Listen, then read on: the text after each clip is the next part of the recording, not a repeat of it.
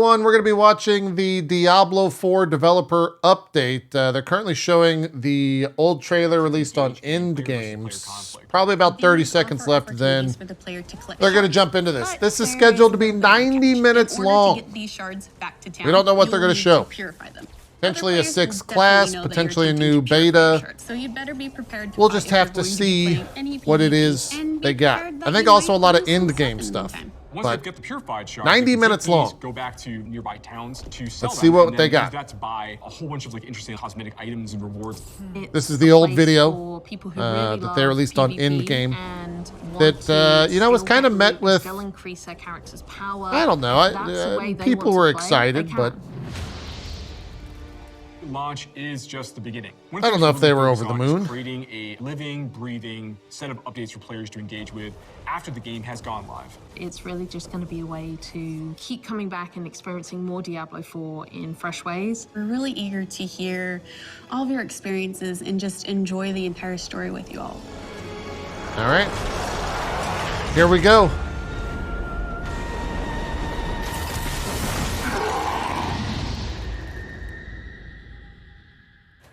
Do they go to a full card, or are they going to the studio?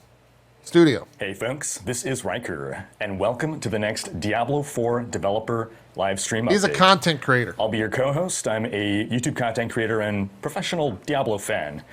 And I want to thank the Diablo team for having me here today. He seems a little nervous. We're going to be diving into some juicy topics, and we have with us some folks who will take us through those. We have with us... Hi, I'm Joe Shelley. I'm the game director for Diablo IV, and for folks watching us here and keeping an eye on chat, please keep an eye on the cameras. If they start spinning end over end, you know we had a bad problem and we're not going to space today. Fair. Okay, I'm Joseph Pipora. I'm the associate game director for Diablo IV.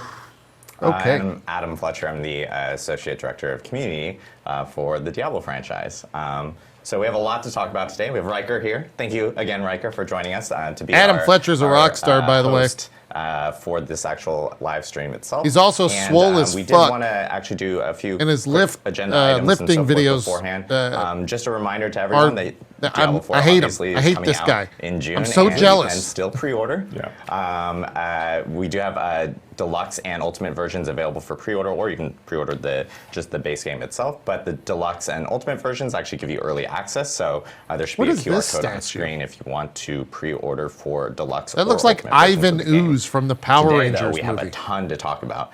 We expect this stream to be about 90 minutes or so because we want to cover a lot of different topics. One being endgame, that's Ivan Ooze, the other one being some class balance changes in regards to some of the beta feedback that we ended up receiving, as well as the dungeon feedback that we also received during our beta learnings that we actually posted last week. So without further ado, I'm going to stay quiet for most of the stream.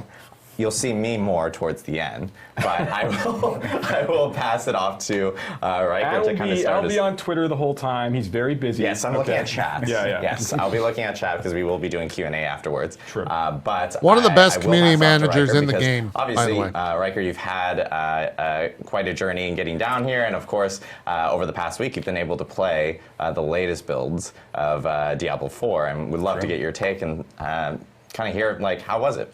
Yeah, I mean, absolutely. So I've been waiting for Diablo IV since years before it was ever revealed. I've been waiting so long, I'm literally transforming into Deckard Cain. I mean, look at me. So yeah, when you reached out for the chance to come to the offices, play the latest build, caps indoors? Then getting to come here, getting to experience it, getting to talk to some awesome people who gave me awesome insight into the build, into the systems, and get to play with decked out characters, endgame builds, seeing all the synergies coming together with the items, the Paragon boards and everything. It's really been a blast. Awesome. Good to hear. I know one of the first topics that we wanted to jump into was, I believe it was talking a little bit more about the world tiers and the Capstone dungeons, I believe. Yeah, because that's basically the gateway into all the other topics, right? Because we have the world tier system is like the different difficulties, and the Capstone dungeons is how you unlock those and then get access to all that end game stuff. So I think we have some footage to show while Joe, you want to talk us? Yeah, let's talk about this. So yeah, I guess the first thing we want to talk about here is when players are going through the base game experience, they're finishing the campaign, they reach level 50, they get to move into their first world tier content, which is the Nightmare tier. But before they gain access to that, they actually are going to have to go through what we call one of our end cap dungeons. These are longer and more challenging dungeon spaces that have big like boss encounters mixed throughout. They kind of serve as like milestones your players are expected to pass in order to gain access to that next world tier. Now, Riker, when you were playing, you had a chance to actually check out your first end cap dungeon, or at least as part of this test. Like, what was your experience playing through this? Yeah, so the first end cap dungeon, all right. I was one of those guys who was saying veteran difficulty is too easy, crank it up. So end cap dungeon, I think the first one, it's recommended level 50. I was level 45, thought I was a hotshot, went in there. It was a humbling experience. That's how I discovered that, yeah, if you die enough times, you got to go back to town to repair your gear. So hardcore players beware. I had to learn like boss mechanics, study, adjust my build, and eventually put my tail between my legs, go power up a bit more before trying it again. But then conquering it felt like a really great achievement.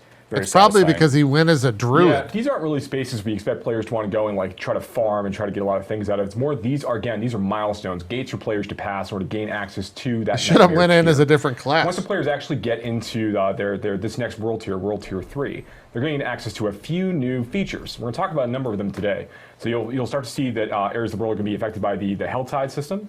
You're going to get access to Nightmare Dungeons. Oh, videos. You're going to start to see unique items begin to drop in different parts of the game.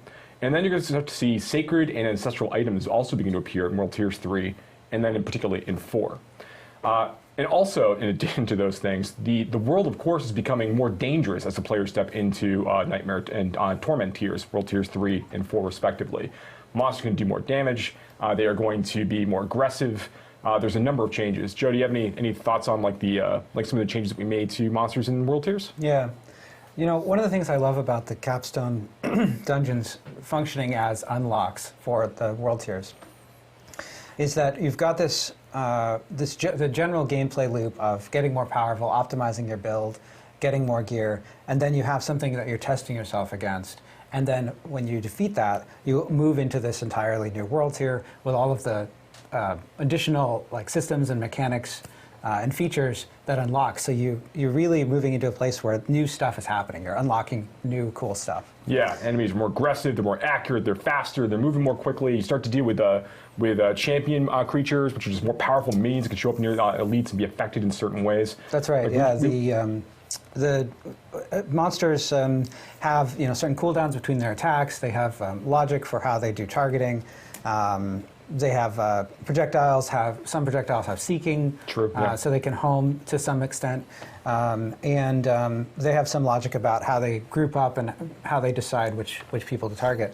And so a lot of those different parameters we adjust as you go up in world tiers to make the monsters more threatening. Because of course the players are getting more familiar with the game. They're getting more skilled, and they're also getting access to more tools in terms of new abilities through legendary powers or even unique items. Yeah.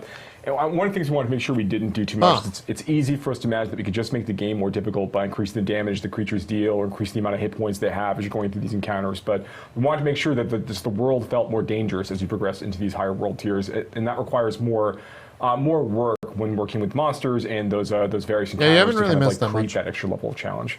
Did you kind of determine and sense anything, like kind of going from world tiers like 1 and 2 into like world tiers 3 or 4? Oh, I definitely felt it. You stated in the difficulty descriptions, I guess I just glossed over it and I just expected more damage, more health. Yeah, I know how difficulty works. But I was starting to feel, oh, the world just seems more hostile, more aggressive. And that's when I realized, oh, there's a lot more at play in the increased difficulty here than just bigger numbers, which is nice. There's one more thing I want to talk about with regards to world tiers No, as well. the audio weirdness is on this guy's I've mic. been waiting to have a lot of these Seems mono. conversations and with the audience they can kind of I can try to fix it if you want. The more interesting depth and complexities associated with some of the systems. So in world tiers, you gain access to two new sets of itemization tiers. In world tier 3, you gain access to sacred items that may appear for you. And then world tier 4, you gain access to ancestral items that could be drop for players as they're going through those spaces.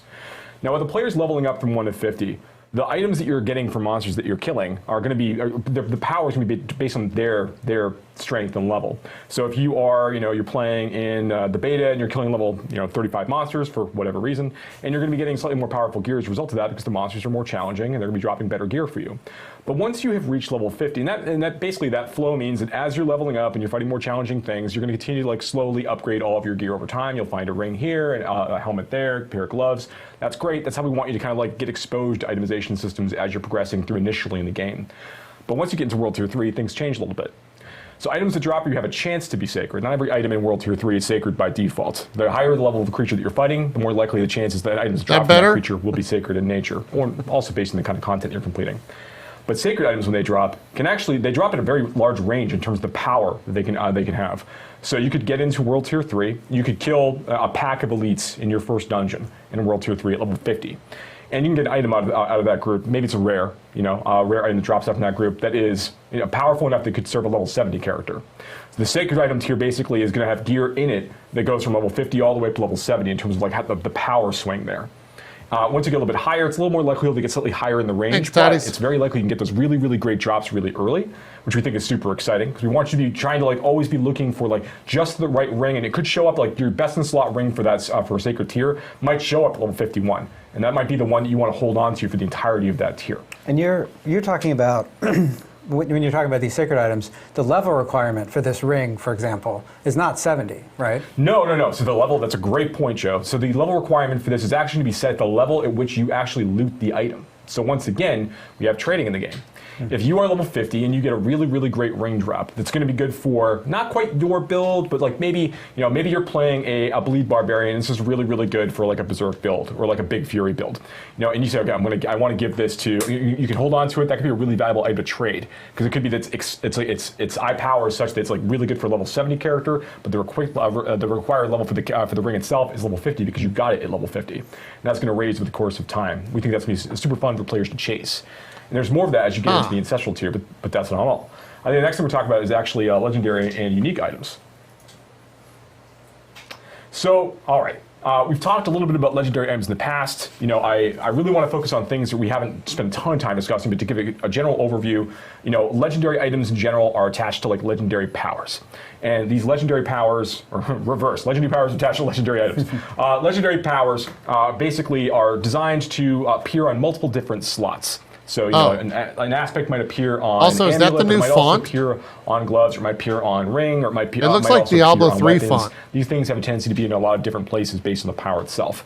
And we like this because it let players like extract aspects and powers from items and put them into other items that meet the certain criteria. It's fun because we want players to go and be chasing certain fantasies. It helps them kind of like hone in on certain kinds of builds and gets them excited about the potential of like kind of taking all these different Legos and kind of putting them together. Can I say Legos on stream?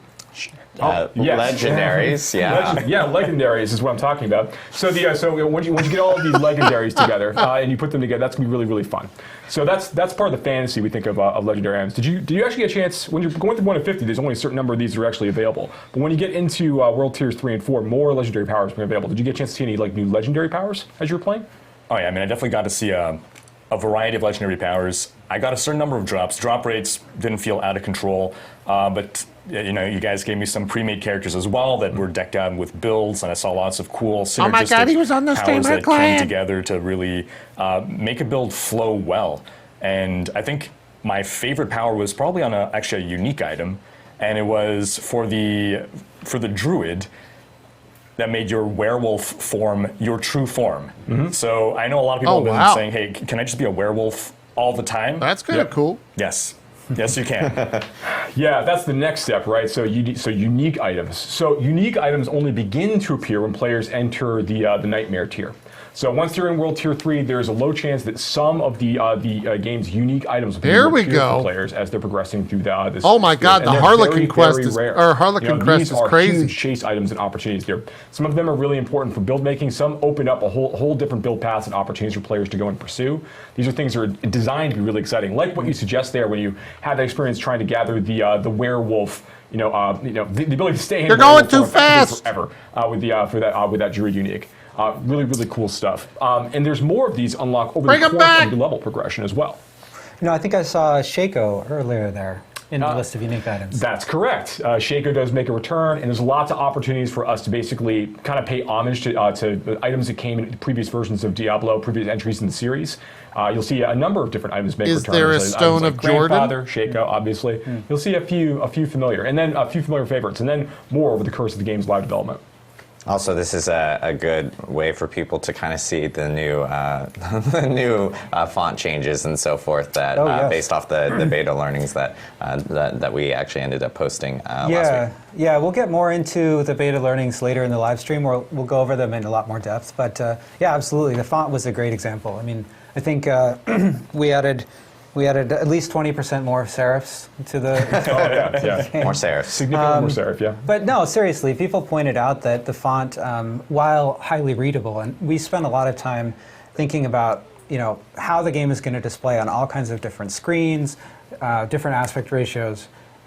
This guy TVs, is right? Stop And looking so at my the font soul. to be highly readable in all of those Stop it. situations. Look at him. But it didn't feel as much like Diablo as it could have, and so we went back and looked for a font that was still highly readable, but had more of a Diablo thing. And it's just a great example of players pointing something out and us being able to react to it. What's the next thing we want to talk about, Riker? What do you think? Well, so we have all these legendary items. One semi-deterministic way to farm for them, Helltide. It's an activity where, well, I guess you can dive into how exactly you can target farm specific item slots to hunt for specific unique items. And it's going to be one of the main endgame activities that we'll be partaking in, right? Yeah, absolutely. So as I mentioned before, once the player gains access to Nightmare Torment here, they are going to look at that. They're going to start gaining. They're going to start seeing some of these new activities. One of them, which is Helltide. Helltide is basically going to be the situation where as you're running in through the world of Sanctuary, the sky turns red, blood begins to fall from the sky, new monsters begin to appear. Everything is more challenging. New It's events Diablo. are going to start showing up, and importantly, as you're killing creatures when you're within one of these Helltide areas, you're going to be getting what we call cinders. It's this new currency players are able to collect while they're specifically within these spaces. And this is great because you get to take these cinders, and as you're wandering through the overworld, you might be running on your other players. You might be helping them do events together. Everyone's getting their own cinders as they go. You'll be looking for these Helltide caches you can see here. And these are great to your point about being able to target farm for certain kinds of items. So every one of the caches in the Helltide zone is actually tied to an item slot. And they all have different costs. So you'll be gathering cinders by playing within this space, trying to locate one of the caches that have the item type that you're looking for. So how much does it cost for me to buy cinders? Maybe you're looking for a Shaco. So you're looking actually to go find a helmet cache, and you want to keep trying to go after the helmet cache, and the rare, desperate hope that you're going to get exactly the unique item that you're looking for, right? That's cool. We want to give you some of that opportunity, to target farmer a little bit. But there's actually a little bit of fun there too. So one of the things that's one of my personal favorite parts of the Helltide system is the idea that the players there's an extra set of stakes, right? When the player's running around with these cinders, I can buy a stake. They have the chance if they die, they're going to lose about half of their cinders every time they fall, and they don't drop on the ground; they're gone. So you have to be very careful about when you're looking to overextend as part of the combat experience in order to farm more cinders, get to the cache that you're looking for, whatever that is. You are putting yourself at more risk the more you try to gather, and the greedier you get, the more likely it is that you're going to lose things. That's right, and there's a time limit on Helltide too, right? That's right. Helltide is only active, the Force of Hell only arrive for about an hour during when they are actually active. The FOMO! And different areas of Sanctuary are picked for Helltide Zone each time it rotates and moves around. So you need to make good use of your power. And if you leave a Helltide Zone, those cinders are gone. You have to spend them. So if you see that the clock is ticking down, you're getting 5 or 4 or 3 minutes away from the end of the Helltide, you got to find yourself a cache that's trying to deposit those things. Yeah, absolutely. I don't like that. I first jumped into a Helltide event with, I think, 23 minutes left on the clock. What does the chat say? So I saying? start by, I'm scouting out the different chests or caches to see, which is the one that has the slot that I'm looking for, what are the different costs, and then I'm doing some quick math. I'm gathering cinders at about this rate per minute, I have this many minutes left. I think I could afford the most expensive, the weapon slot, and I got to backtrack to that place in order to get there. And then I died. And I'm like, recalculating. Yeah. How much time do I have left now? And GPS, so quickly. And then I died again. And Better luck next time. Another hour before the next one comes around. I'll have a better plan this time. Now, granted, you can still get legendary items dropped for you. You can still get really good drops inside Helltide experiences while you're killing monsters. So it's not like if you lose those sinners, you've lost all opportunities for rewards. But obviously, it does take a little bit out of your sales if you just happen to get jumped at the wrong time. Again, another great opportunity for there to be players nearby when they're trying to help out in those situations. Yeah, you know, one of the things I think is really cool about this is that these chests or caches, boxes with loot, awesome loot inside, right? You know, each time a Helltide appears, they're in different locations, That's right? So you have to go and find them, you know, as Riker was saying. But for the duration of that Helltide, they're in fixed places. So, you know, when you go into the Helltide area, it's useful to scout out and see where the caches are for the item slots that you're interested in. And then you can, you know, mentally remember, okay, here I want to farm around here. I'm going to come back here. I'm going to get this item or whatever. And one thing I want to call out here, you know, you saw one of the caches on the screen earlier, you know, in some of our video that we captured for it. Now we did capture that with the UI off, so you can't see the icon above it, but there is an icon that says, in here there are boots. That's correct. So you will know before you open that cache what's in it. And I mean, that's not all. I mean, there's other risks and dangers inherent in Helltide areas. You know, this is an opportunity for you to fight some different bosses. Again, like I mentioned before, what third-party website actually are going to be showing up. will I be checking? And of course, we can't really see the have schedule such a wonderful experience for without Helltide our boxes. big boy, the Butcher, showing up occasionally and causing serious mayhem and mischief in the overworld of Sanctuary. So lots of really fun things happen inside these Helltide areas over the course of the player's experience. And it's also an opportunity to farm should special buy- crafting material, right? I should buy Helltide.Diablo Things right really now. are I'm doing coming it. directly from Helltide. Can you buy encounters and those .Diablo? experiences. So you are looking to also get some of the materials you need for like really high tier like weapon and item upgrades from going through these places. So Helltide is what we're doing to Helltide.com. farm crafting materials in order to target farm-specific drops. I can Another buy big it. activity that we're going to be doing, Nightmare Dungeons. You want to talk a bit about that? Yeah. So yeah, Joe, do you have anything you want to talk about for Nightmare Dungeons first? You know, Nightmare Dungeons are, we're going to talk again, we're going That's to too talk much. about Never beta mind. feedback I'm not gonna at the end of the show here.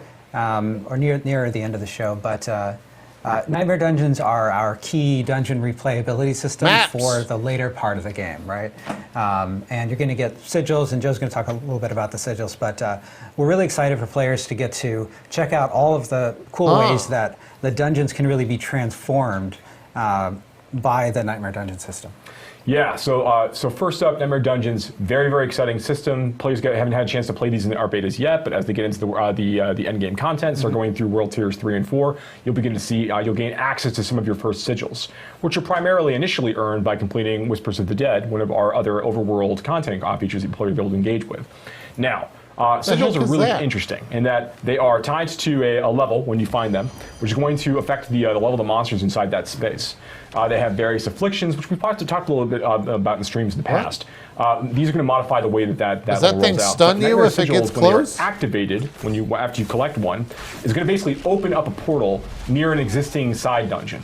And in the pre-release version of Diablo IV and additional seasons, we basically select a subset of all of the side dungeons of the game that can become Nightmare Dungeons for that period. So players become more familiar with a set number of these because they know that they can be populated with these Nightmare Dungeon experiences. So you might already know, whether it's Annex Acclaim or whatever it is, what the layout of a given dungeon might look like normally. But Nightmare Sigil is going to change that by introducing these new afflictions and then also these greater afflictions.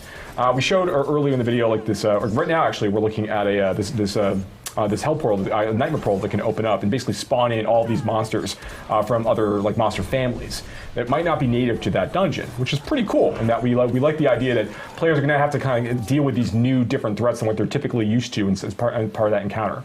And there's a number of these other greater afflictions, like we showed the Stormbane's Wrath, that disc thing that was floating around around you, and occasionally it just pulses out this really big, stunning, damaging effect. So you have to be mindful of where it is. So you should make sure you avoid it as part of the combat experience. Definitely adds a new wrinkle to gameplay as you're going through. And we add more of these afflictions as the player continues to level up and they get to go deeper and deeper into the Nightmare Sigil system, unlocking higher level sigils and dealing with more and more dangerous threats over the course of time. And this is a really great place, not only just to like earn experience and really push your build and make sure that you're strong enough to tackle these sorts of challenges, but you'll also be able to. These are really great places to farm for like sacred and ancestral items in particular, and these are the places that you're going to be upgrading your Paragon glyphs. We'll be talking more about the Paragon system right now. So, and that, like, this is an opportunity to show the actual upgrade glyph screen. I just noticed, like, hey, look, it's actually up right now. What timing? So yeah, when the player reaches the end of a nightmare dungeon, they get to basically go ahead and take one of the glyphs they've been collecting over the course of their 50+ experience, and basically slot it into here and choose to upgrade it and make that glyph even more powerful. These socketables will go into your Paragon board and end up being some of the single most powerful modifiers you can apply to your character, above legendary powers, and even in some cases, even above some unique powers. So it's really in your benefit, based on your build, to be choosing, looking for a set number of these and upgrade them to exactly what you need them to do. And so the sigils that we're getting, what I noticed is that if you get some afflictions that you don't particularly care about, we have the ability to salvage some in order to craft sigils of our own, right? I think it's a 4-to-1 ratio, is that right? Yeah, just about. So you'll be able to get a lot of these different sigils by going through Nightmare Dungeons, completing Whispers, and through other content. And if you're finding sigils that you don't really want or don't really want to run, because maybe we're going to have like enemies inside are going to do additional lightning damage. I'm a little confused already. Build. Maybe you want to go ahead and like salvage that back at the Occultist, take that down to its sigil dust, and use that to basically make new random sigils for you to go ahead and run with. This is ways for players to kind of like, push themselves a little further. They'll unlock higher level sigils they can craft through the system over the course of time, and it's another way to kind of like reutilize some of the sigils you might not be as interested in running from time to time. Yeah, one thing I liked about the afflictions was it was making me make choices during the gameplay, like two that I could speak to. What does Ivan Ooze back there think? Nightmare gates that we were just showcasing. Let's say I'm in the middle of fighting an elite and I'm almost taking him down. I see that nightmare portal opening and I'm like, okay, should I take care of that before it starts spawning more monsters, or do I finish this fight first? I'm forced to make a decision, and I got to live with the consequences. If I think, maybe I should take him down, and then no, the fight becomes more challenging, and nope, I should have taken care of that gate first. Another one is, I forget the name, but it's some kind of blood cyst that starts to grow, and then if you just don't touch it, it eventually explodes in a huge area. Yeah. And it's either, okay, destroy it before it does that, or get the heck away as fast as possible. Again, making choices, and it's like, okay, I think I thought I had time to get away, then I got crowd controlled, and then boom, one shot. So I like how it changes the dungeon experience depending on which of these afflictions that you get. Yeah, absolutely. And there's death counts in some of these as well. As time goes on, you get into the deeper ones. Where you got to be careful. You can't choose to just throw yourselves at these things, and if you're making mistakes, you have to really evaluate carefully how you're progressing. Yeah. Okay. That's true. So yeah, you got a chance to play through some of those. So yeah, Nightmare Dungeon is very exciting, and they'll go up beyond level 100 as well. Actually, so this is a content type that you can actually fight up to creatures up to level 150. Actually, as part of the experience, based on how far you're able to push yourself as time goes on. Wow. So really excited about how far players can go with that. All right, now you're talking about glyphs and the Paragon system, so let's talk more about those Paragon boards. Oh, let's do it. Okay. Paragon boards. So we've talked a bit about Paragon in the past. We've shown pictures of the board just like this, and we've shown you things like, hey, look, like here's normal node, and this is a way that you're going to earn like 5 willpower. But that's not all this board is about. There's a lot of other complexity and things to deal with in here. So there are basically 4 types of nodes to kind of like quickly reprise some of this information. The first, of course, is normal nodes. Then we have what you show here is magic nodes. These are different affixes that you can collect over the course of time. Usually they're like a little bit more difficult to find a direct like version of on items. So like something like this, for example, crackling energy damage. So that's a sorceress of like a lightning spec sorceress ability, or passive effectively, where she'll occasionally be crackling out damage to nearby targets. Can you level that up? Find this particular magic node, which kind of might eventually unlock other builds for you to Or do you level this one up? But then there are rare nodes, which is on the next slide. And here, okay, so there's some information here. Rare nodes have a pretty powerful effect right off the bat. But then on top of that, there's this a bonus effect down below that you can sort of see. Where on this one, it is, another 60% damage to elites if you reach a certain amount of dexterity for your character. So the point here is that like rare nodes on their own, of which there's about 10 or more per board, rare nodes are already pretty powerful generically. But then on top of that, if you were able to hit these thresholds for the stat requirements for these rare nodes, that is going to make them very, very potent for you indeed. And when you're looking at the board, these are some of the most critical things you'd be thinking about when you're plotting your path through each board, which of course there are a number of boards available for you at launch. and then when you'll be able to rotate them, you'll have to choose how you want to progress through rare nodes, whether you want to engage with the legendary nodes or not. This is a really important thing. Yeah. One other bit about this, just because it's easy for me to forget about, is that when you're going from Paragon board to Paragon board, like in the first board, this might be the cost. But then when you're looking at the second board that you're progressing through, those requirements are actually going to go up. So it's not in your interest to go like run from board to board, just unlock as many of these as you can directly through that way. You need to spend a little bit of time into the board and pick the ones that you really want, because the next board that you unlock to get more rare nodes of different types, those will be a little more expensive to unlock those bonus effects. The thing I think is really interesting about these is the way that I look at the board, right? When I open a Paragon board, the first thing I do is go and look at the nearest rare nodes to me, to where I'm starting, right? And then I look at the requirements for those bonuses, and then I start looking at the normal nodes on the way. I'm like, oh, okay, well, I'm pretty close to the dexterity required here through my gear. Are there some dexterity nodes that I could hit on the way here that would take me over it? And how much do I care about that particular bonus? And then I'm comparing it to the other ones, and I'm thinking about that. So the normal nodes actually become sort of a path that you're trying to take to turn on these 16% more damage to elites is not that exciting, there's one more though. node type as well, and then we're going to get back to normal nodes in just a second. Here we go. So then we have our legendary nodes. So every one of the boards for each of the classes has a legendary node somewhere on it. And these are really, really powerful powers like you'd expect. They are a legendary power, effectively unique to the Paragon board system for that class and for whatever that particular board is trying to convey as its overall build type. So these are really, really powerful things to go and collect, but they're actually not the most powerful thing. This is just an additional extra powerful affix you can kind of apply to your character, but you kind of do this in concert with other things that you're looking for, like I mentioned, the rare nodes. And I also talked before about glyphs, and we're going to talk about that next. So when you basically, as you're going through the board, there are going to be these sockets that you can unlock. And the sockets are going to be sitting adjacent to a number of other regular nodes. Now, the way that glyphs work is that you're going to put them into one of these sockets, and they are going to be affecting nearby nodes and also fueled by other nearby nodes. So if you hit certain thresholds inside some of the glyphs, you're also going to unlock powerful bonuses. They're going to always also affect nearby nodes at the same time.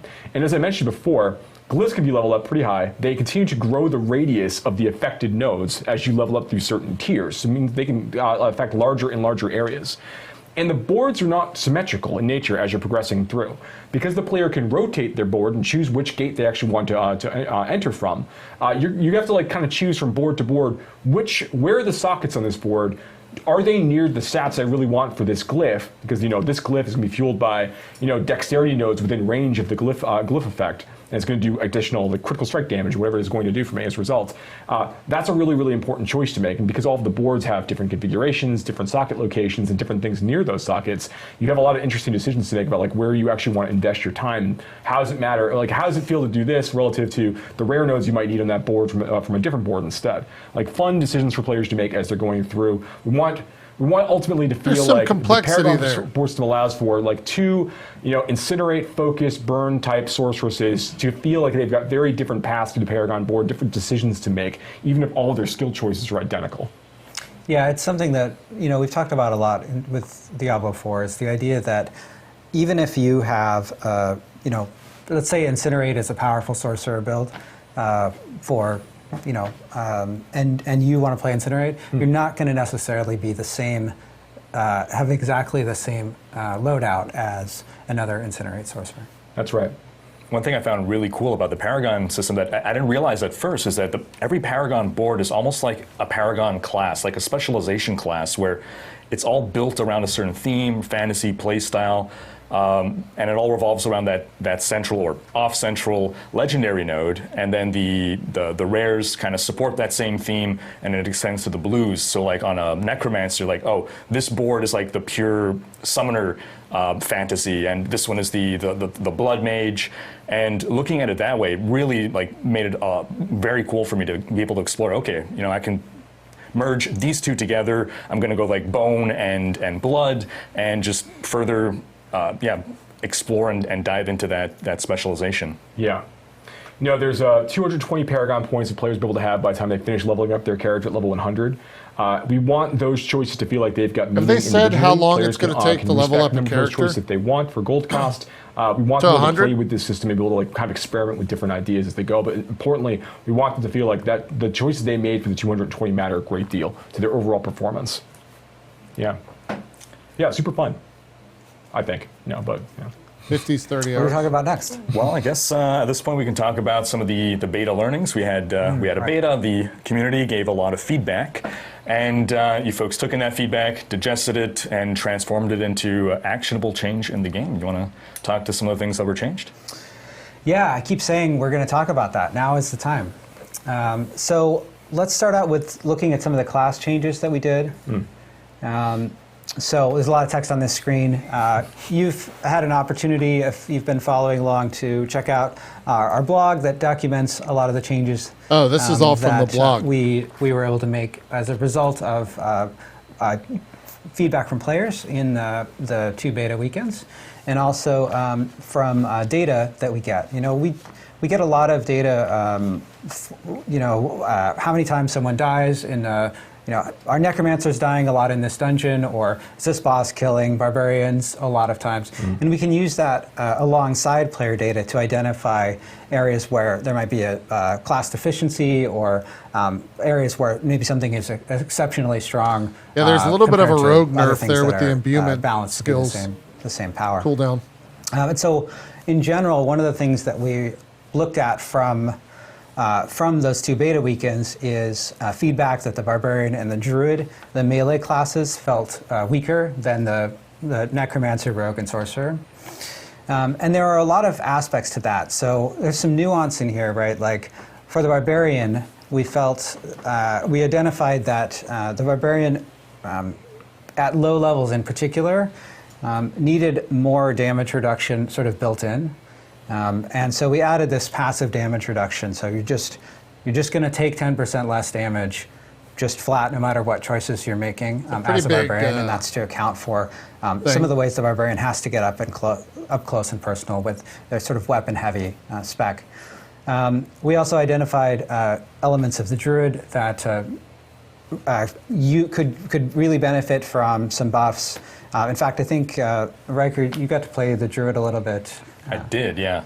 So honestly, when I first saw the patch notes, I was like, oh, I was hoping the Druid would have gotten a bit more love with regards to spirit generation.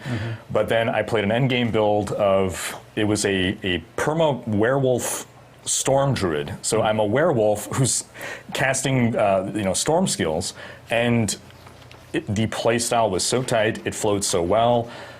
It just all gelled together once you got the full kit, the full build together. And I went into this week with a certain class favoritism, where I had Rogue, I had Necromancer, Sorceress, Barbarian, and then Druid in dead list, last. Perhaps. I'm completely confused now. I think Druid might be my favorite now. Yeah, it's, another thing that we did, if we take a look at the classes again, another thing that we did in terms of the melee classes is we took a look at bosses and monsters, in particular their attacks, tier list in shambles, damage in an area update thumbnails, where it feels like there wasn't a way for the melee class to deal damage effectively while also avoiding incoming damage, right? Because a lot of times you'll have the opportunity for a ranged class. Range class is sometimes choosing between getting a better position and doing more damage, damage per second, and a melee class is sometimes choosing between taking damage, because even with the case of a projectile, the projectile is originating in many cases from the monster and then traveling, so you have less time to react in some cases, and so we took a look at boss abilities and bosses that our data showed were much more deadly to melee classes, and we adjusted some of those abilities. Now, this also affects the Necromancer class, because you might notice that we had a note here that states that summon minions will die more often. Now, we want the corpses to have sort of an economy. We want to have the sense that the corpses are useful, you're using them to bring in more skeletons, and the Necromancer pets, as a theme of this sort of bone class, they are a little bit more disposable, right? Like if a skeleton dies, you just pop out another one from a nearby corpse. So we want them to be, dying and getting resummoned. And we want to make sure that there are plenty of corpses, so you're not going into a boss and running out of, like, oh, I don't have any pets and I'm a pet builder. We certainly want to make sure that you have pets available. All right, Chad, you hear what he said. We want them to be kind of coming back from time to time. He needs corpses. We increase the damage that they take a bit, but we also, I was talking about areas where bosses were doing too much damage to melee. We also took a look at cases where there were abilities that felt unfair for pets. Where there was just like a huge damage in a huge area, and maybe it's no problem for a player to You did get also out of say it, bone but class. trying to micromanage your pets to get out of this. Micromanage an army of skeletons to move around, yes. That's not a fun gameplay that we're trying to capture specifically with the Necromancer class. So we modified the damage that those kinds of powers do to pets. Both Necromancer and Druid pets, in fact. Yeah, we do want to make sure that managing your minions to some degree is part of the mastery of playing a Necromancer, and that, like, when skeletons go down, you need to accommodate that and make sure that you have corpses that you've been generating or keeping on hold for some of these situations. We feel that is definitely part of the fantasy of the Necromancer class is needing to resummon, to your point, these kind of disposable soldiers that are supposed to be helping you. So we want to make sure that continues to hold true, but not to a point where like an armored necro can't go fight bosses. That's obviously not what we're trying to build with any of these changes, of course. We just want to make sure that the Necromancer does get a chance to engage with those parts of the mechanics. Now another... And I did get to play the Summoner Necro, and I was summoning my minions regularly, so it was something that was Chad, a I've continuous got a part of the hot gameplay, take. but I never found myself in a position where Prepare I'm out of for the minions, hot I'm take. out of corpses, so the corpse generation rate it felt good. I'll admit that passive That minions guy's is not got my a really favorite good playstyle. beard. I love the ability to direct them, but for what The you intended to dev. accomplish, I felt you did. Yeah, so When they go back one of to the 'em, other you- areas of check feedback, it we out. have a note here that says, that might be a little bit confusing. It says, we reviewed the class skills to confirm that there were good options to get out of control impairing effects. In many cases, what we mean is unstoppable, which is the effect in Diablo IV that clears all control impairing effects, crowd control effects, and makes you immune to them for the duration of that effect. So the classes are designed so that every class is intended to have access to a good set of options to clear Why are we crowd still control, on the screen? so that there is an interaction here between. We've all read the blog monsters post. are doing crowd control, and I have options to remove it, but I need to think about those options. And we saw I need feedback more during Joe the beta Shelley. that at early levels, some classes felt like they didn't have enough options there. Riker, in your play at the higher levels, did you feel like that was still an issue? I don't remember it being an issue at the high levels Not of this play. guy. No. Going The back Stare Your to Soul guy. my favorites, Barbarian now is my second favorite after being my fourth.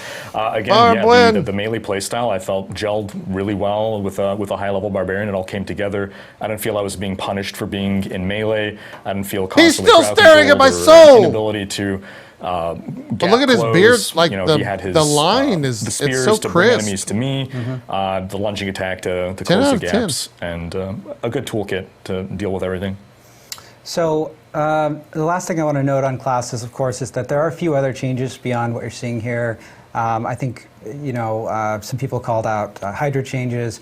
We made a lot of small changes to classes. There are also some cases like legendary powers. We updated legendary power effectiveness, which is sort of vague, but it's really just that there are a bunch of small details, and we're sort of tweaking them. The other thing I want to talk about is dungeons, right? Yeah. So we got a lot of feedback from players that there was a lot of running back in dungeons, and there were really two ways that we wanted to tackle this. First off, of course, if we have a situation where you're running back, we have a system that causes monsters to ambush you to make sure that it's not just running through an empty space. So we added more ambushes. But secondly, and this is really the more effective aspect of it, we changed the layouts of dungeons and where objectives were located in the dungeons. Oh yeah, that's right. Look at this. Graphic design is our passion. Yeah. Absolutely. I wish that I made this graphic because it's. I did laugh really hard when I saw this the first time. So I loved it so evocative, much. but I did not make it. But I think this is a great Very example. sad. So this is one of the dungeons that players called out in beta, Hoarfrost Demise, right, as one that had a lot of run back. And one of the reasons that you can see here that it has so much run back is that the objectives are laid out in a way that you have to run down a long, narrow hallway to get to one, and then you have to run back it's a dead end, and then you have to run back down that narrow hallway.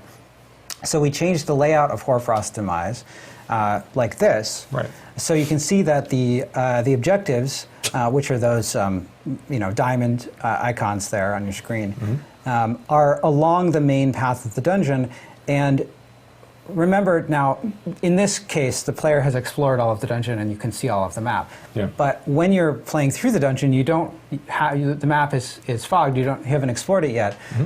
But it's set up in such a way that as you're exploring through the dungeon, you're going to naturally encounter those objectives along your way. And so you're not going down and then having to backtrack a long way. Yeah, and in our objective view, this is going to lead to smiles. Yeah, this is good. But no, it's important. Like we want to make sure that as you're progressing the space, you are naturally coming across these objectives in a simpler way, as opposed to need to kind of wander and kind of backtrack a lot more. Chat, look how fucking ripped. Yeah, and in fact, we identified a number of dungeons that got this feedback in beta. Out of control. And we also, we were talking about Nightmare Dungeons. We also want to make sure that Nightmare Dungeons have this, we address this for Nightmare Dungeons as well, because it's a key replayability system, as we were just talking about earlier. This is another example of Cordragon Barracks. It's another dungeon that we saw a lot of feedback and screenshots from beta, where you can see that the objectives are set up such that clearly you're going to have to run back all the way back through that long hallway. You're going to spiral around. You have to go out. You have to explore out from those spirals, and you can end up getting confused and running back. Yeah, didn't this have the invisible wall over here? If you've run to an objective, and the next thing that you have is back along a path that you know about already, then why wouldn't you just run back along that path that's empty of monsters? It's not fun. It's more fun to kill monsters, but it's more efficient than exploring some unknown that might or might not lead back to it, right? So that's a key part of these layout changes as well. And if you take a look at the next shot here, you can see how we rearranged the objectives in Cordragon to ameliorate this. Yeah. Now, these aren't the only changes that we made either. There's some other things we did to actually just straight up regular objectives. So there's things like, there are some dungeons where the players are asked to kill all the monsters inside a dungeon space.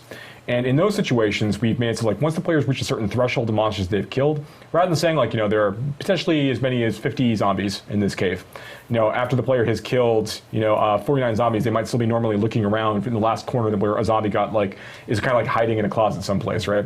In this situation, instead, once you reach a certain threshold of zombies that you've killed, now they actually begin chasing you down. They start looking for you in that situation, such that you don't need to go crawl through the entire space and explore every inch of unexplored area in that dungeon just to find the zombies. Some of them are going to come after you in those situations, which is a great change to make it a little bit easier to engage with those things. Great. I'm no longer hunting for the den of evil objectives mob. Where the player is asked to go and collect anima, which are just these objects. They're these motes of energy that drop on the ground when you kill certain kinds of monsters. Sometimes you need to go and gather a whole bunch of these things and then bring them back to another area to deposit them. Sometimes it opens a door, might summon a boss, all kinds of things that we do with this. But in these situations now, when players are collecting this animal when they're running around the dungeon trying to find all these creatures and do these things, you're going to also gain various buffs by picking these up. You're going to gain some resource back for your class. You're going to get some other things. It's actually really great. When you actually deposit these things, you're going to get a health potion. So there's lots of things we're trying to do to make sure that those experiences help speed you up and feel great to engage with, while you're also going through a lot of the layout changes that Joe just talked about. Yeah, I'm glad you pointed out kill all monsters, because players rightly identified a couple of key problems. First off, with kill all monsters, of course, if you're having to go and hunt down one of those monsters, that's effectively backtracking, right? You're running through an empty space. I really like this. And the other aspect of it is that the good decision sort of the to do intensity this curve of the excitement in the dungeon is going down. You're backtracking through a bunch of empty space, and then when you get there, it's not going to be an exciting moment. There's going to be four monsters except for hiding Ivan in the who's corner, up there. and you're going to kill them, and it's going to feel sort of well, I guess I guess that was a requirement that I had to It's turn one off. spider. Right. Yeah, it's almost similar to like Den of Evil, Diablo 2 feel and so forth, but now them being able to seek you out means less backtracking, less hunting in corners for that one fallen or wherever. Well, yeah, and the other thing I like about it is that it increases the intensity at the end of the dungeon, right? Because you have the monsters, you're still clearing the last monsters, and now you have monsters running at you. But what was your experience with these changes? Yeah, so this was probably my #1 complaint about the beta was the backtracking. I'd often, in a dungeon at some point, reach a point where I'm like, okay, I have to run back or I have to go look for a monster. And with these changes, Lizard sucked I don't the think I hell ever out of had one the of those soul of the moments where at third least, guy? I'm not going to say there was zero backtracking, but Him? there wasn't enough that. Well, he runs the it would've community. come up He's as the an issue community that I would've manager, complained so about. the I know some community people, sucked the say, hell oh, suck it up, backtracking is out of always been his part soul. of Diablo, it's part of the game. But like the changes made hasn't made the experience linear. What It's Blizzard? not like, oh, now we just have one quarter to go down. As you were saying, like now if you do go on a side path, there could be things to run into, but just overall, everything from an you mean experience Joe? standpoint just flows a lot better. I know with Him? beta learnings and everything the that game we director. took in from the community and we posted on the blog, we actually had a big question in regards to dungeons and resetting dungeons and how that actually works. And I do want to take some time for you guys to be able to clarify a little bit, because there's tons of questions. And then we tried to clarify, and I think we made it worse. So we're going to... Let's re-clarify the clarification. Exactly. Yes, so the reset dungeon button, right? So we added this button earlier in development when there wasn't an easy way for dungeons to reset naturally. In fact, the way we added it led to some undesirable secondary effects because it was instant. It didn't care if you were inside the dungeon. It doesn't care if the dungeon is partially completed. If you're a hardcore character and you're in danger, you can just press it and presto, you're all good. And since we initially added this button, the amount of time for dungeons to reset organically, we've been working with our online team and we've been making changes to, over the course of development, like how Town Portal works, how dungeon reset work. And so the way that it works today, if you are outside the dungeon, and if everyone from your party is outside the dungeon, so if you're alone, just you, and there are no town portals open in the dungeon, then the dungeon will naturally reset over a period of about 60 seconds, about 30 seconds of matchmaking and 30 seconds of cleanup. Or if it's partially completed, like maybe you got halfway through and you're like, you know what, I have to do something else, I'm going to go, kill a world boss, or I want to do something else now. Then it'll take a little bit longer to reset. It takes about 150 seconds, but it'll still reset naturally pretty quickly. And the other case here is that you've got maybe you're doing the dungeon and there's some particular objective in the dungeon or side quest in the dungeon, and someone, one of your friends joins and they want to do that side quest too, right? But maybe you've already completed it in this dungeon. So you can also hop out of the dungeon, which you can use through the Leave Dungeon button right in the UI as well. It does have a short cast time, so not as quick, yeah. But it's it's right through the UI. You can do it from anywhere. Invite the other person to the party, to your friend to the party, make them leader, hop in, you'll get a fresh dungeon as well. Yeah, so hopefully that clarifies. You can still reset. Resetting dungeons is still a thing in D4. It's just we removed the button essentially, so you just have to wait a little bit longer for the dungeons themselves to reset. And I did want to go over two two specific changes that we also obtained through beta that we didn't actually record on the blog. One you actually tweeted about, which was about ultra-wide screens, yes, and being able to control cast distance and so forth with specific abilities and whatnot. So people who are using ultra-wide or mega ultra-wide screens wouldn't be able to essentially cast to the furthest corner of their screen and be able to use abilities in that type of way. And then one other thing that we did notice during beta, which was world boss encounters and how players would actually complete a world boss encounter and then go back to town, and then find another way of being able to, in that same window, go through another world boss encounter to obtain multiple opportunities of grabbing loot, which is something that we also did address through the beta learnings that we received from players. So that's true. Now, I'll point out that the first time you kill a world boss in a week, you are going to get more loot than you'll get on subsequent times. So there's additional incentive to there's less incentive to try to find a way to kill the same world boss 10 times, but you certainly will get some rewards from yeah, exactly. Yeah, so it's not the exact rewards or a clone of the rewards that you got from the first kill themselves. So you still want to do it then? Great. I know we ended up learning a ton from the community in regards to the beta. Obviously, you guys got to hear a little bit about the endgame systems within Diablo IV. We do have a cool... What's this? Is it time for a surprise? Is it time for a surprise? It is time for a surprise. Wait, what? If you've been hiding on the internet and have not seen Rod Ferguson make very, very nonchalant tweets about this, this is the and more. This is the and more. What's the surprise, the actual broadcast, I would say.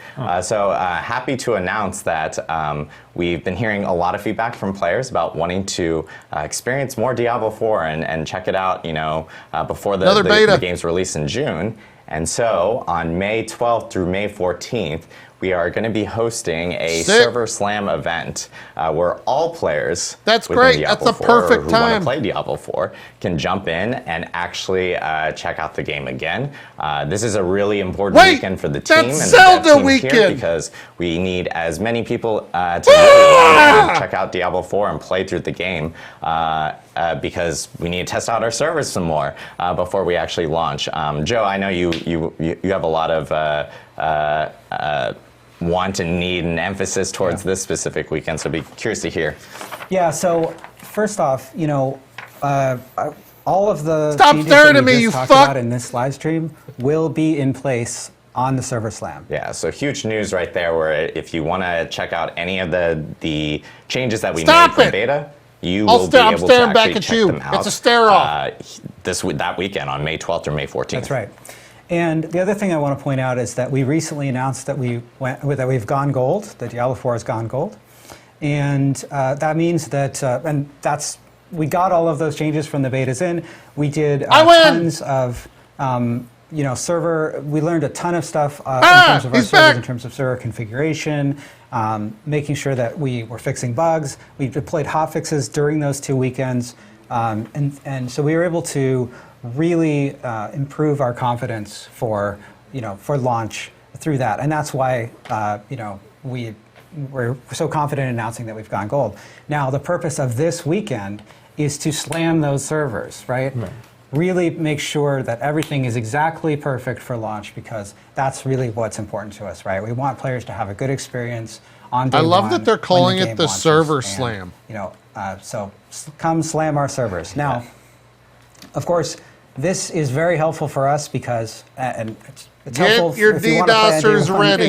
It's helpful for the Diablo 4 community to come help us slam our servers, but that's not the only reason to do it. When you participate in the Diablo 4 server slam, you're going to have another chance to earn the rewards from the first 2 beta weekends. So if you didn't get a chance to play because maybe you were traveling or for any other reason, you have another chance to get your Beta Wolf pack cosmetic and the 2 titles. And in addition to that, we've, for this Server Slam weekend, we've set the level cap to level 20. We've adjusted the legendary drop rates to be consistent with what you'll see on live. Ashava's going to be popping. Inflated drop rates that we had in the first 2 beta weekends, which were there to make sure that we got plenty of testing on our legendary powers. And on top of that, you're going to have 48 hours to slam these servers, right? Now, during this time, Ashava is going to spawn starting about 24 hours after the servers go up, and then every 3 hours after that. So you're going to have, I think it's 9 opportunities to fight Ashava. Now, if you get to level 20 and you kill a Shava while you are level 20, so max level in this test, in this period of time. What level is it though? 20. It's 20. So you got to be level 20. Yeah. To get don't show up in the Shava at level 5 and think you're going to get this. Expect you'll get the reward. But what you're going to get is this Cry of a Shava mount trophy, which is exclusive to this Server Slam weekend. You can see it here on. Look on at that screens. horse Yeah, ass. trophy there and that horse's hip on the saddle there. Very nice. Oh wow, that's bigger than I thought it was going to Yeah, be. That's Oh, awesome. oh, you're not Basically getting the cut a horse, horn, you're getting this part thing. of a Shava's horn Yeah. off, and you know. I thought you were getting Added that horse. some gilding and some nice metal work there. And of course, mount trophies in Diablo are cosmetic customizations that you can add to your mount along with mount armor. So this is a trophy that you can mount. It mounts, some trophies mount on the saddle. I don't know why I'm pointing to my shoulder. This is where the shadows go, apparently. Yeah. Or they can mount on the side, on the horse's flank, like you see here with this trophy. Yeah, so again, like all rewards from the original first 2 weekends of the beta, does the horse including poop? the 2 titles We need and to the know. beta wolf pack will be available, as well as the Cry of a Shava mount trophy. And for the mount trophy, you have to be level 20 and kill a Shava.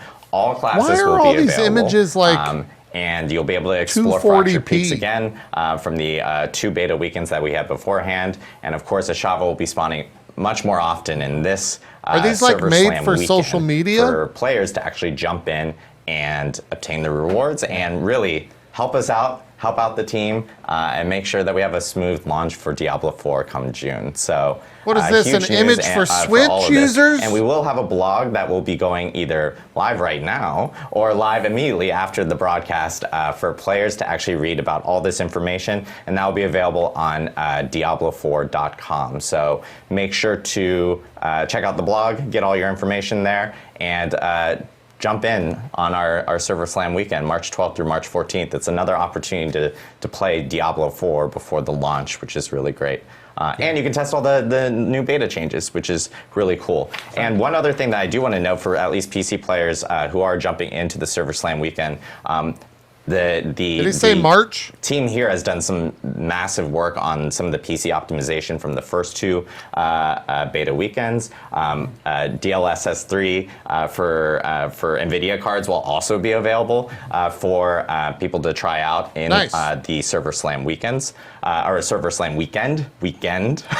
Sorry, there's only one. I don't want to like set expectations or anything. But there's more graphic options and optimizations. I'll be on my new for PC players by to then. check out. Exciting. Yeah, looking forward to everyone really hitting the servers and really helping out with the game.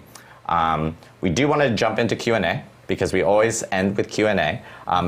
Riker actually has a bunch of questions that he was asking his own community that we will most definitely go through as well. And then we're also going to be grabbing some questions here from chat and so forth. One question that we have been seeing that has come up within the community beforehand, and we'll start off with this one, which is how long will it take us to get through the battle pass? Oh, it's a question shit. that a lot of people in the community have been talking about over the last week and a half. And I know that we wanted to talk about it a little bit more here. Yeah, I think that there's a. So I've talked a little bit about this in the past, but I think one thing I really want to emphasize is that when we think about the battle pass for the for Diablo 4 after the game ships, we're looking at our seasonal players. We want to make sure that the players who are going through the battle pass, they're going to have a lot of content to consume, outside the battle pass. They're in all likelihood to finish everything in the battle pass before they finish all of the content within a season to season.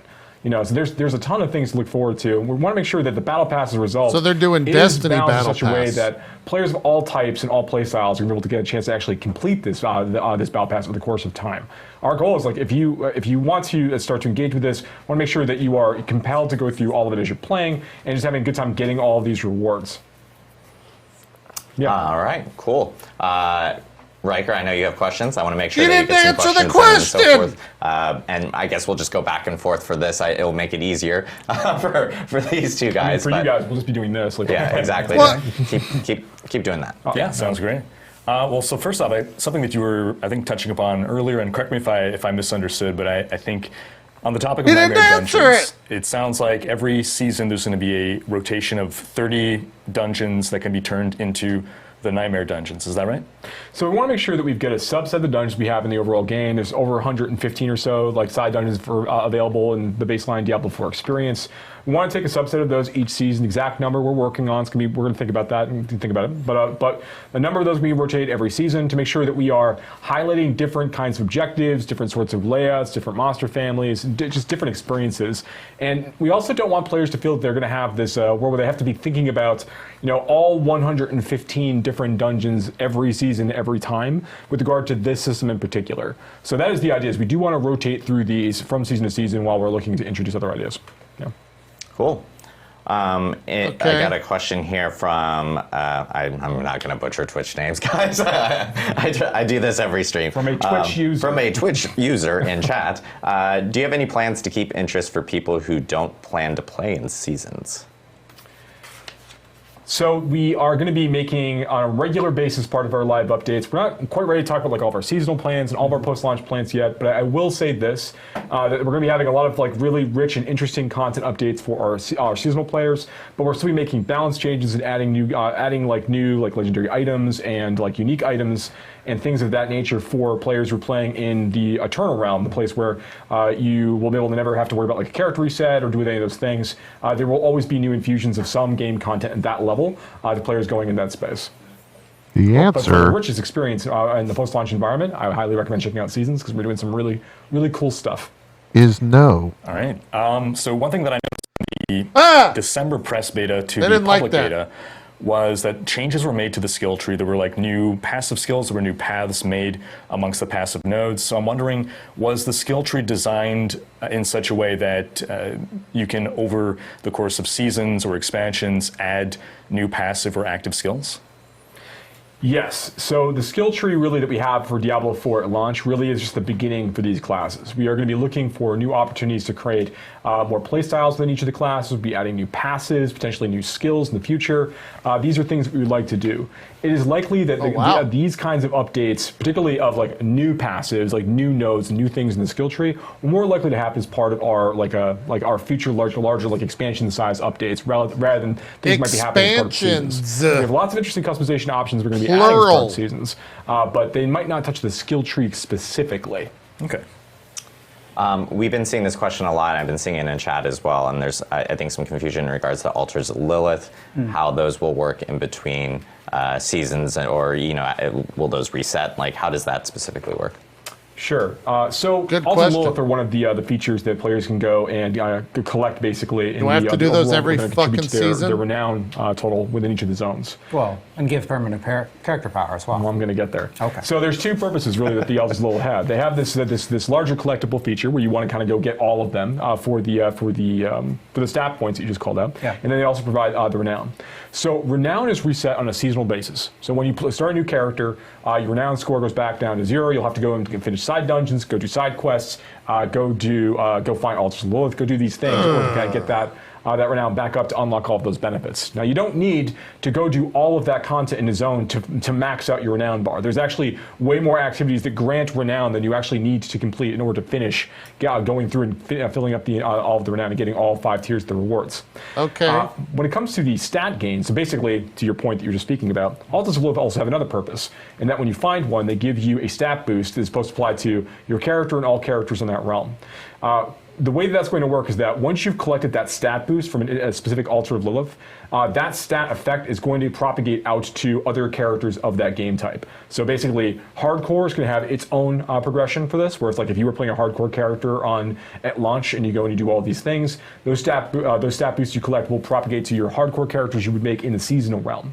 And the same is true for players who are playing in the normal realm and playing the normal game mode. Okay. All the stat boosts they're unlocking via the Altars of Lilith will also unlock for their seasonal characters in the future, such that players don't need to go and collect every Altar of Lilith with every new season, but you do want to get some of them. They do still grant experience, and they do give you some bonus towards your boost towards your renown. But there's not the sense that you need to go and do every single one of them every single time. We want that to be a really fun experience for players to engage with, particularly while they're exploring Sanctuary for their first couple times at most, and have that bit of fun. Otherwise, players can choose to engage with them or ignore them as they go into their seasonal playthroughs in the future. Right. So that's characters, if you unlock a permanent stat boost in Season 1, that will persist into Season 2. That's correct. All right. With regards to item farming, we touched upon how Helltide, you can target farm specific slots.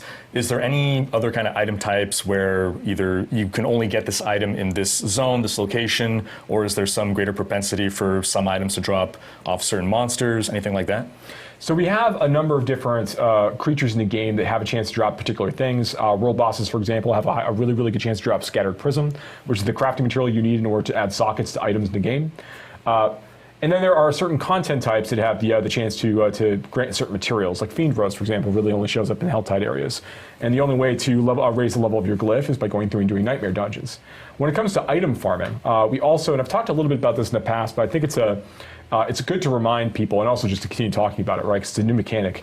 And that is that when you're fighting creatures of a certain monster family, like zombies or skeletons for their respective families, those monsters have a higher chance to drop certain kinds of items.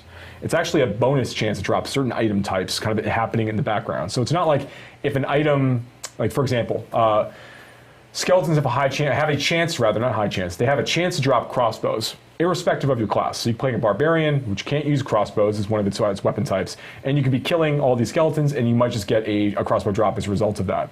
That's tradable with rogues. You know, there's other things you can do with that, but that's not taking a roll from the skeleton. It could drop everything else in addition to that crossbow. It's like an extra bonus thing that that skeletons can drop.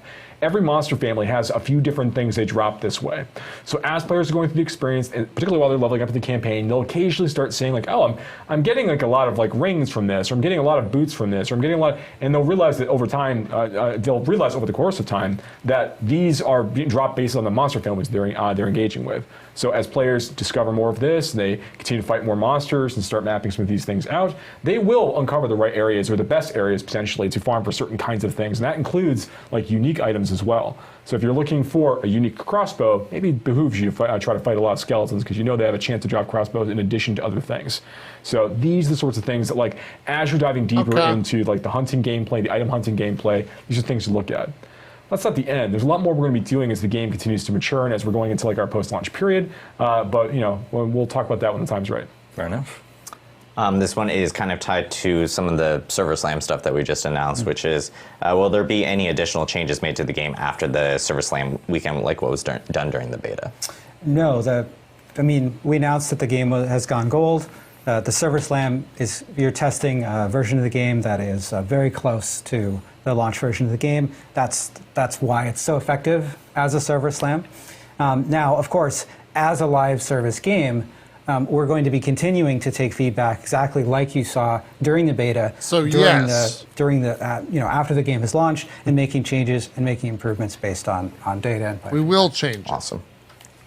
All right, overlay map versus mini map. Mini map is a little map in the top right corner. Overlay is what we had in the past in D2, where you have this semi-transparency of the large scale map over your actual gameplay. Big question. D4 does not have an overlay map.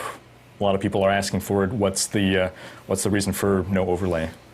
Yeah, so when you're playing through an action RPG and you're playing through that core loop, you're basically switching between two modes of behavior, right? You're killing monsters or you're navigating. And you're switching back and forth between those really quickly. And so it can be helpful to have that be as fast as possible so that you can I just killed those monsters. Okay, where am I going to go? Is there an objective to the left or right? Right. And so the overlay map is very effective at doing that.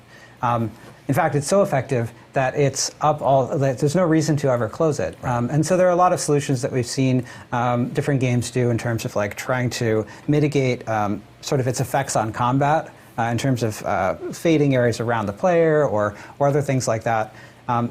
What we're trying to do is we're trying to keep the combat and navigation spaces as clean as possible by separating them a little bit more. And so that's why you see the mini-map, you see the pin system on the map, you see, in certain cases, edge of screen indicators on the mini-map. We want to add more of those kinds of things, but ultimately, our goal is to make sure that players, when they're going back and forth between combat mode and navigation mode, that they have the tools that they need to do it efficiently, and they don't feel like it's a huge hassle. So we're going to be continuing to look at this feedback. For launch, you won't have an overlay map. We're trying to make that experience as smooth as possible, but we're going to continue to listen to player feedback on this point. All right. So third-party tool. We have a question saying, We'll are fix that all for you. dungeons going to be single floor iterations with halls like traversing, or are we going to get like maybe multi-level dungeons or anything that brings like elevation or depth and so forth into those? You know, it's interesting that one of the things that we did in Diablo IV that's really cool is that you don't have to load between dungeon floors. An interesting effect of that is that you might not always notice when you're going down a floor into a lower floor. There is there are staircases and there are sort of moments where that shows up, and there's UI that appears that shows up. But in many cases, our dungeons do have multiple floors, and because it's so seamless, you don't always notice. Now, in terms of when you think back to Diablo 1 and adventuring down through the cathedral, and it's this very deep dungeon, our dungeon tech can certainly do that too, and that's certainly something that could be a cool option for the future. Awesome. All right. With regards to PvP, is there any kind of instancing to separate out solo players versus groups, or are we going to see like 4-man squads ganking lonely players? Great question. Yeah, you will see 4-man squads ganking lonely players. I want to make sure I'm really clear about this. The fields of hatred that we have in Diablo 4 never are not PvP. a place for honor. They're a place for slaughter. So if you go into those spaces, you need to be mindful that you are entering a chaotic realm of danger and threat. That's the fantasy. That's what we're trying to do. Now, players who go into these spaces might also be fortunate and find that there's a number of other players that are trying to peacefully farm up in various resources while they're fighting there, and not actually be interested in engaging in PvP immediately. That also is a situation you might occasionally find yourself in. Maybe you decide that you want to take advantage of them, and you show up and decide that you want to go and gank those players and take their things. Greed gets the best of us all at some point in time. But I want to make it really clear that there are things in place in terms of how we bucket players by level and things like that to ensure that you're not always be going up against like really, really high level players and very, very low level. But in terms of like, I'm walking in this space, is there any guarantee that there aren't 3 people somewhere roaming around this area looking to gank lonely people like me?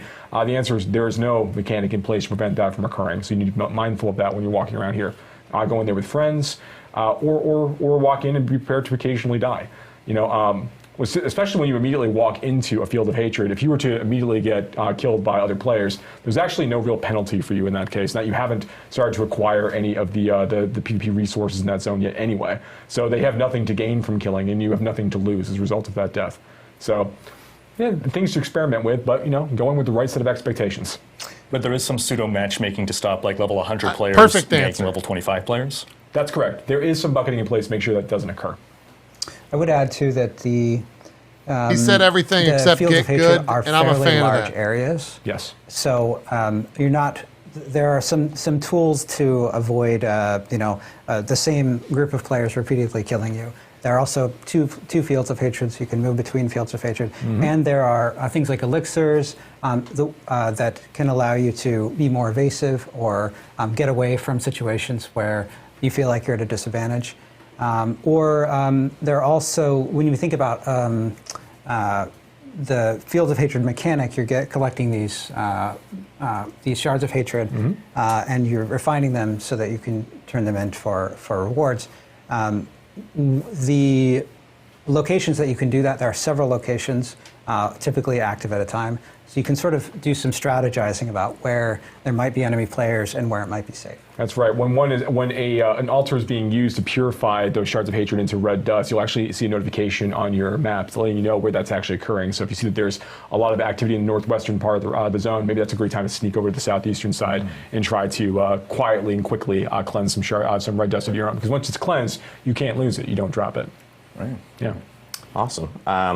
We have a lot of questions related to like seasonal stuff and battle pass stuff. I just want to note that we actually are our next live stream. In May, in early May, soon. Oh wow! Soon TM will be actually focusing a little bit on our seasonal structure as well as battle pass and so forth. So we're actually going to leave those comments specifically for that. I keep looking down at the monitor, and the people in production behind me keep going, Adam, what's wrong with you? That's just me. In regards to other quick questions that we do have, I'm going to just lightning That's up going a to be few a very questions that have been interesting coming up. these are kind of related, I would say, but well, one is co-op on PC. Have we looked at doing something like that? And then separately, mouse and keyboard on console. Stop staring at my soul! No couch co-op on PC, no mouse and keyboard on console. There you go. Mainly because, as you guys know, PC, like the account structure on Battle.net and having 2 accounts at the same time on one PC is a little difficult. Stop it! And then on console, right now it's just controller play. And as we get past launch and so forth, we'll look at more into feedback and everything from that end. I guess last question from me. With regards to the crafting system, can we expect that to be something that is built up to be more robust over time with regards to either seasons or, again, expansions? Oh, yes. So Diablo 4 is a game about killing monsters, collecting loot, screwing around with that loot to do fun things and make it get more performance out of it, modifying those things, looking for the right affix. Yeah, we're going to absolutely continue to be just changing some of the crafting options, modifying them, providing new options that don't exist right now, building upon things we already have in place. You can expect to see a lot of things. Like Diablo 4 is a live service because it's a rich bed of opportunities to continue to refine, change, update, and modify the systems we have in place right now. So yeah, you'll definitely see more crafting features over the course of time. Cool. Awesome. Last few small questions. People have been asked about ray tracing because we mentioned the NVIDIA DLSS 3 will be coming in. The Server Slam ray tracing is coming after launch. It's something that we had talked about earlier. Let's see. This is an interesting question. If you're on your mount, can you actually pick up crafting materials and stuff like that while you're on your mount in the overworld? There are a number of simple actions you can perform when you're on your mount. I believe right now you can pick up herbs when you're mounted. Yes. Cool. Love that. See if we have the chat's moving incredibly fast. A lot of people are talking about WASD movement right now. We don't have any plans for incorporating that. That's something that we may look into post-launch or whatnot from our end. Okay. Cool. I think we got a decent amount of questions in. Talked about this, the beta learnings, and of course all the information about Endgame and the Server Slam. Ashiba's Server Slam. Yeah. Yeah. On you mentioned WASD movement. So no. WASD movement will not be in the game at launch, but in the Server Slam, do check out the additional control customization options that we added. Yes. They are referenced on the blog, and we want to continue to add more ways to customize the control scheme in the way that you're thinking of. So something that we're thinking about for the future. Exactly. So thank you guys again, and thank you Riker for joining us this week. I know you've had a opportunity to play through the game quite a lot. We've just stuck him in a room. He's really just played the game a ton this week. But we really appreciate everyone tuning in for the Diablo IV developer update live stream. Again, our next live stream will be sometime in May, early May, and we'll be talking a little bit about our season structure as well as our battle pass. Looking forward to that. And a few other things that we did want to call out in terms of Diablo 3. We have Season 28 currently going on right now. It's an awesome season. Highly recommend checking it out. Yeah, check it out. If you haven't. And then, of course, with Diablo Immortal, they just came out with a big update about a week or two ago that added a new your credit card's PvP system into the game. So make sure to check that out. Where's my credit card? For Diablo 2, we do want to announce one quick thing as well. I don't know where it's at. Which is the Diablo 2 Season 4. They've got it. Diablo 2 Season 4 will actually begin on May 4th. So we did want to get that out so people can plan their calendars, because it's always been a fun, exciting time within D2R for people to do the ladder race as they kind of get prepped for it, take time off, call off from work. We'll give you a doctor's note. It's perfect. So, but yes, thank you guys again for tuning in to the Diablo 4 developer update live stream. And we really appreciate you guys and appreciate the feedback. And thank you again, Riker. Thank you so much for joining us. Yeah. Any parting words from anyone over here? Well, we would like you to slam the server. Yeah, do that. Yes. Yeah. You must be level 20. And, we tested... an interesting thing is that we tested the Ashava fight at level 20 to make sure that it was doable. Yes. We were pretty sure it was doable, but we did want to check to make sure it was doable. They were like, okay, go on. It is quite challenging. If you are having a lot of trouble with it, you can always go down to difficulty level. That's true. You could always go down to World Tier 1. That's right. Yes. That's right. And Woody Joe, we expect you to solo it. For sure. And again, you can pre-purchase Diablo 4. We have a QR code up there. We have a deluxe and ultimate version that are available for the digital version that can give you early access up to 4 days before launch. So yeah, thank you guys again and really appreciate it.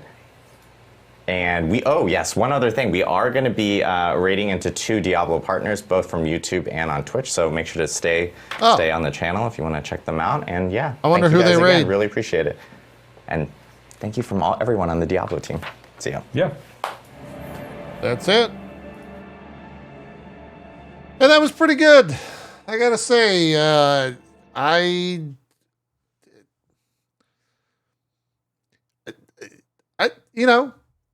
I think you look at dev chats, and when you have Blizzard attached to it, you I think expect the worst. At least I do. There's some cynicism attached to that, and if that becomes a frequent thing, I think that's good. I'm a little worried about what's gonna be happening in May with the Battle Pass dev talk.